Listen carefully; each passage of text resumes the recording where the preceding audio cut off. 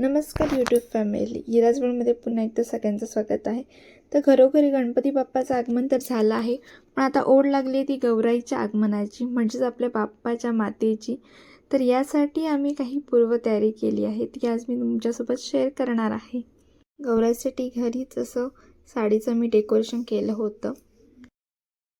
गौराई बसवण्यासाठी मी स्टँड ठेवला आणि त्यानंतर त्यावर एक छान डिझायनर मडकं ठेवून घेतलं आणि याला आता मी साडी नेसवणार आहे. यासाठी मी एक छोटा ब्लाऊज पीसचा तुकडा घेतला होता आणि त्याला प्लेट्स पाडून व्यवस्थित बांधून घेतला आहे.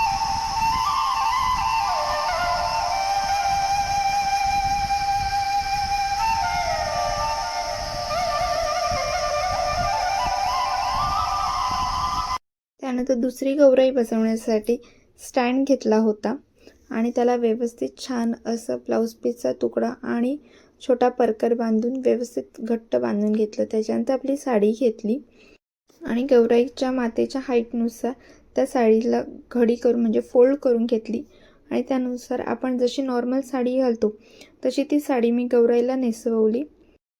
छान अशी मागून खोचून घेतल्यानंतर ज्या निऱ्या केल्या होत्या त्या व्यवस्थित प्लेट्स करून आतमध्ये खोचून घेतल्या.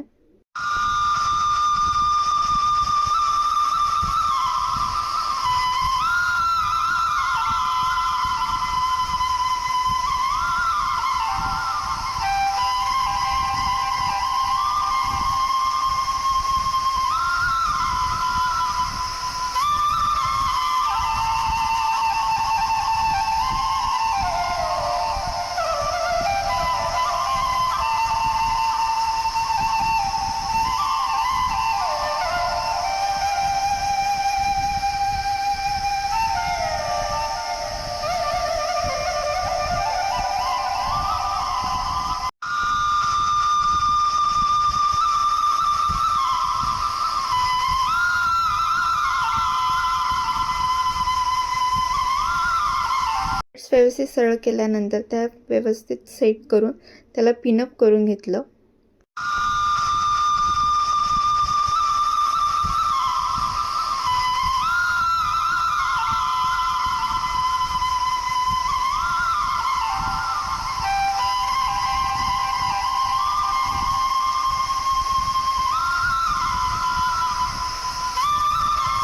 साडीचा पदर व्यवस्थित केल्यानंतर त्यामध्ये मी गौराईचा कमरेचा भाग खोचून घेतला आहे, जेणेकरून माझी साडी व्यवस्थित घट्ट बसेल.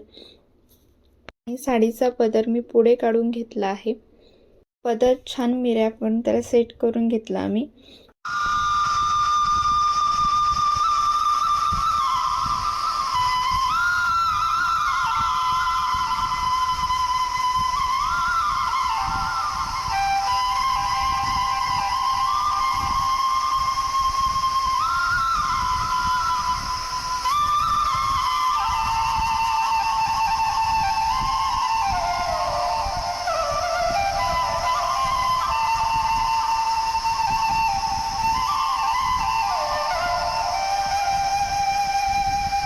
साडीचा पदर व्यवस्थित सेट केल्यानंतर उरलेला भाग मी खेचून घेतला आणि त्याला छोटा प्लेट टाकून मिऱ्यांच्या खाली तो व्यवस्थित सेट करून घेतला.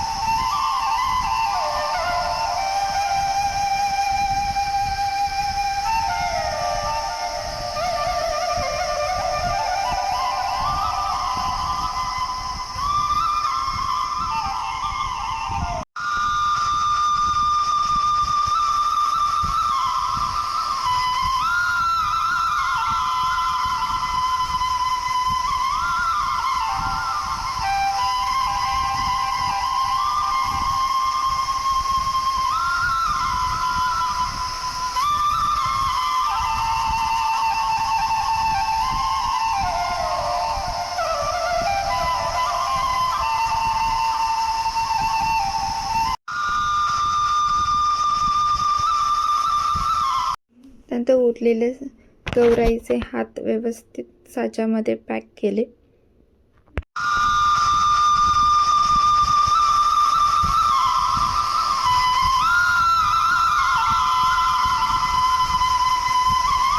गौराईचे दोन्ही हात व्यवस्थित पॅक केल्यानंतर आपला साडीचा पदर फायनल सेट करून घेतला.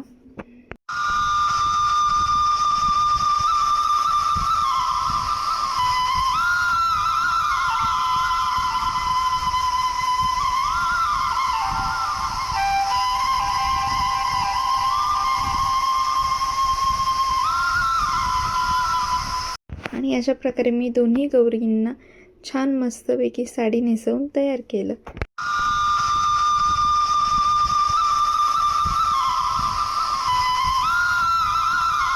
आमच्याकडे गौराई चालवण्यासाठी तांबड मातीमध्ये पाणी मिक्स करून त्याचे पट्टे घरातल्या सगळ्या रूममध्ये उडवले जातात, जेणेकरून गौराई प्रत्येक रूममध्ये जाईल, किचनमध्ये जाईल, सगळीकडे तिचा वास होईल. या दृष्टीने ही प्रथा चालत आली आहे.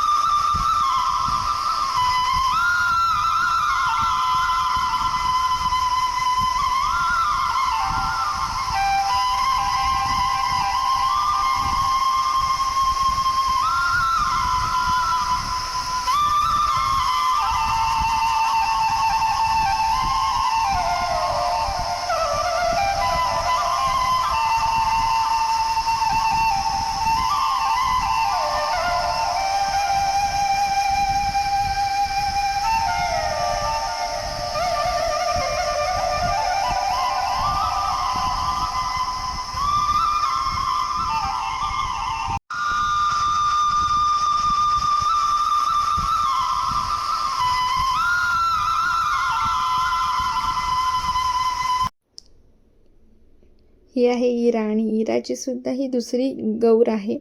पहिल्या वर्षी तिला काही समजत नव्हतं, पण दुसऱ्या वर्षी पण तिला समजते. ती खूप उत्सुकतेने बघत होती की मम्मा हे काय करते, कसले पट्टे ओढते, आणि सगळ्यांना नको नको ते प्रश्न विचारत होती.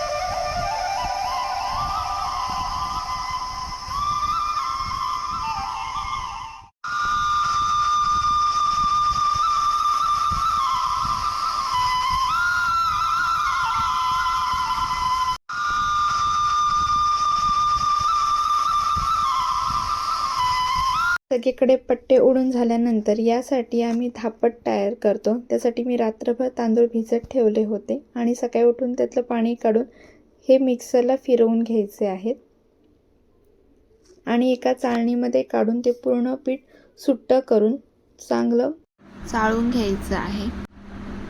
आणि गौराई पूजनाचा दुसरा भाग बघायला विसरू नका.